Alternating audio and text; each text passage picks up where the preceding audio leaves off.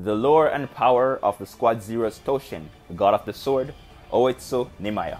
Despite his short-lived moments in the Thousand Year Blood War arc, Oetsu Nimaiya has proven himself to be quite a capable fighter, and as a member of Zero Division, and more so the God of the Sword, his existence is ingrained in the very history of the Soul Society. He is the #1 Zanpakuto creator, since others like Sosuke Aizen have created Zanpakuto-like beings, but Nimaiya does this more consistently on a more fundamental and much wider scale. He is the creator of the Asauchi, which is the blank sword before it is imprinted on by the Shinigami soul. The Shinigami are given an Asauchi, and as they train and live, their souls become imprinted on the Asauchi over time, thus forming their own Zanpakuto.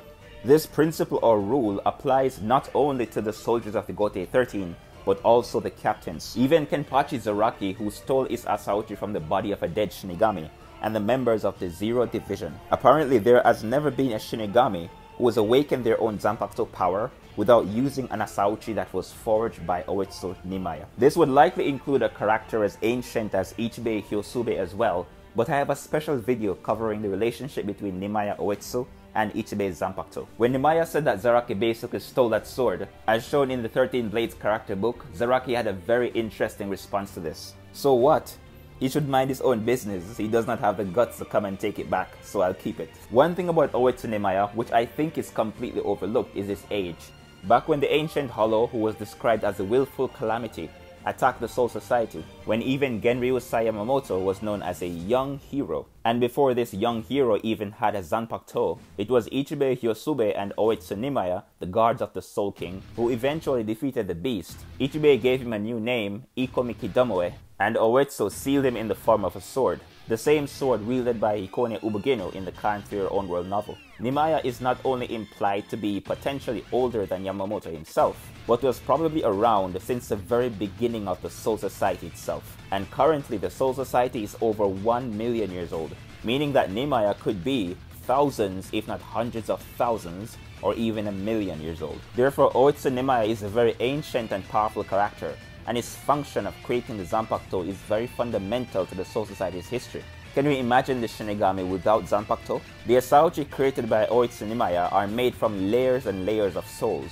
and they are a form of psychic technology, as they can interface with the Shinigami's mind, heart, or soul, and essentially create abilities based on their personalities. Furthermore, because the Asauchi are essentially blank slates, they can become anything.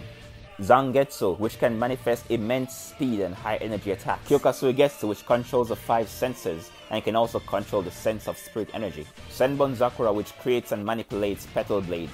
Katen Kyokotsu bends reality by turning children's games into reality. Shuhei Hisage's Kaze Shini, which can stagnate life and death and equalize energy. The Shinken Hakyoken, which takes in the power of God and disperses it into many directions. The Enrakyoten, wielded by the Tsunayashiro clan, which can copy other Zanpakuto abilities which the user has seen. Even Muramasa, which was mentioned in the Kan for Your Own World novel, with the ability to take over and control other Zanpakuto. All these different variations are possible because the Asauchi can become anything. Now let's talk about Oetsu Nimaiya's powers and abilities. He has been shown to be able to manipulate Asauchis which have been disembodied, as with a gesture he was able to manipulate Ichigo's white. He stood there empty-handed as he spoke with both Ichigo and Renji, when all of a sudden he instantaneously manifested both their Zanpakutos in his hand, implying that he could perhaps summon the Zanpakuto of other characters. Furthermore, he could casually sense the hearts of the Zanpakuto and tell exactly how they were feeling, which shouldn't be too surprising as he is a Toshin, the god of the sword.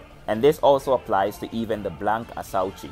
Oetsu also stated that he knew the whereabouts of every Zanpakuto that he's ever created, which could mean that he has a 6th or 7th sense which allows him to track and locate all Zanpakuto at any time. These are all weird abilities which maybe could be applicable in battle, such as being able to snatch the opponent's Zanpakuto from them, or perhaps use Zanpakuto location and emotion sensing to locate characters who are using illusions, or perhaps use some sort of Zanpakuto intuition to understand the abilities of other Zanpakuto before even facing them. Now as for his raw fighting abilities, Nimaiya personally challenged the Shutsafel members after they were imprisoned by Kiryu Hikifune's Tree of Life. On more than one occasion, these guards were stated to be Yuha's elite soldiers, the strongest quinces at the time. Of course, there are other stern richters with incredible powers such as Gremi, who could turn his imagination into reality, and was rumored to be able to beat any Quincy except for Yuha.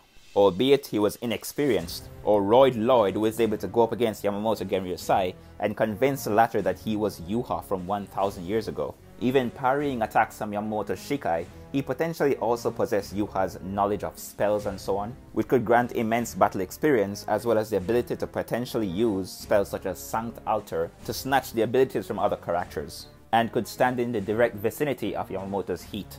But you could very well just say that these characters are also Schutzstaffel class, but were used to accomplish different tasks, as Royd was perfect for distracting Yamamoto and Gremmy was seen as mostly unstable. But you could just rank them as Schutzstaffel tier. Furthermore, upon defeating Senjumaru's decoy, Lille Barrow addressed Gerard's question by asking if there has ever been any opponent whom they haven't defeated all too quickly, again cementing their position as the elites. It was stated by Captain Class characters that the lower end Stormtroopers were not opponents who could be defeated without the use of Bankai. This was stated by Shunsui himself, someone who could understand the general situation, as evidenced by the fact that he could become head captain later on. Although Shunsui himself is an exception to this rule, as his Shikai is able to unleash more games progressively, increasing his battle strength. To further substantiate Shunsui's words, even knowing that the Stormtroopers could potentially seal away Bankais, the captains were still pushed to use their Bankais, which the Stormtroopers stole, proving that their powers were relative to the captains, and one must possess enough spiritual power to control a stolen Bankai.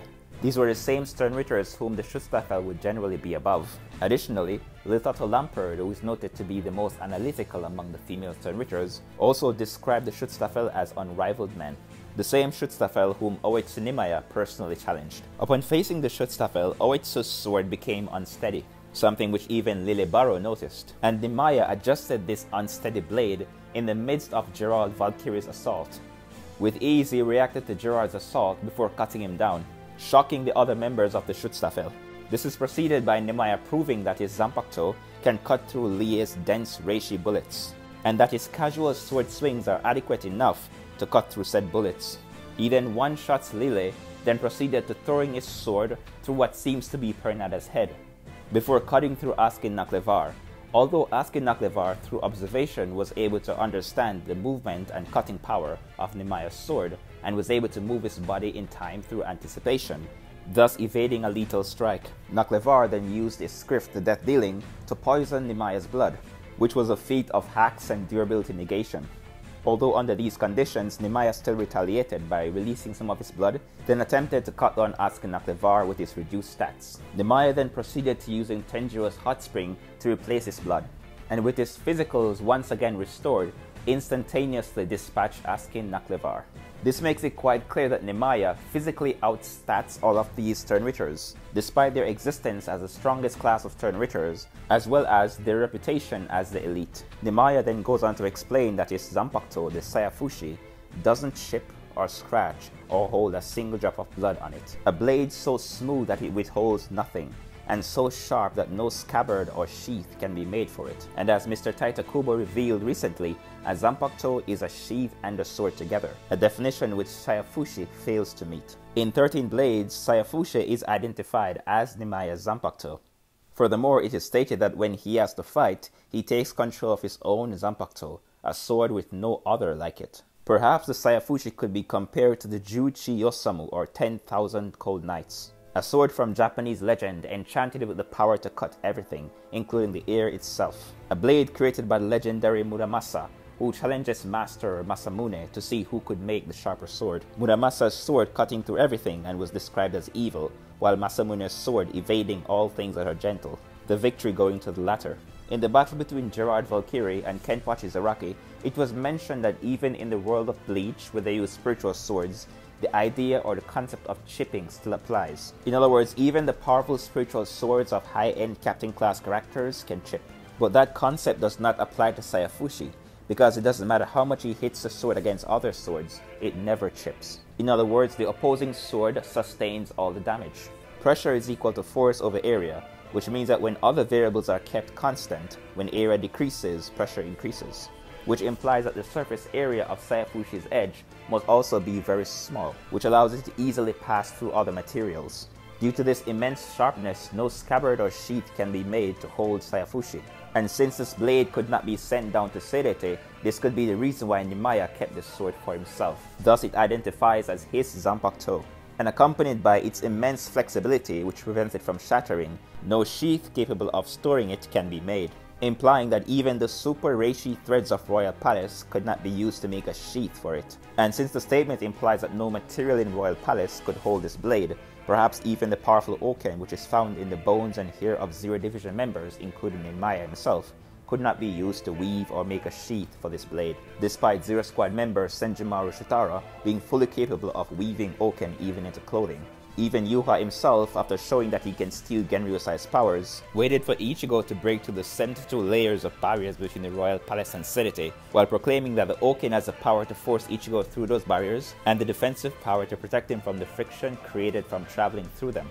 This is something Saifushi would likely easily slice through, that being the oken material. As displayed in the battle between Kenpachi Zaraki and Ichigo Kurosaki, Shinigami are also able to amplify the cutting power of their blades with their own spirit energies. But Sayafushi's sharpness is so incredible that even before Nimaiya pours his spiritual power into it, it already possesses enough sharpness to not be held by any sheath. One can only imagine his immense attack power if he should release a Shikai or a Bankai.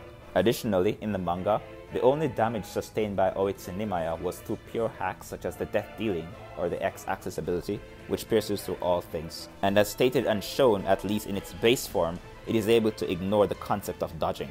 As Nimaiya was about to face off against Yuha Baha, he was uncertain as to what Yuha's abilities were, as he stated that the only battles that he saw was Yuha vs Yamamoto 1000 years ago, and the copy of Yuha vs Yamamoto recently. As Yuha summons spiritual powers, Nimaiya admits that he doesn't know what Yuha is up to, but he probably can't one-shot him. In this same tone, however, he goes on to say that he will start by cutting off one of Yuha's arm, a feat which would require Sayafushi's cutting power to scale above Yuha's durability, and if Nimaiya were to tag Yuha, he would also need comparable speed. However, Nimaiya is not worried about his attack power or his speed.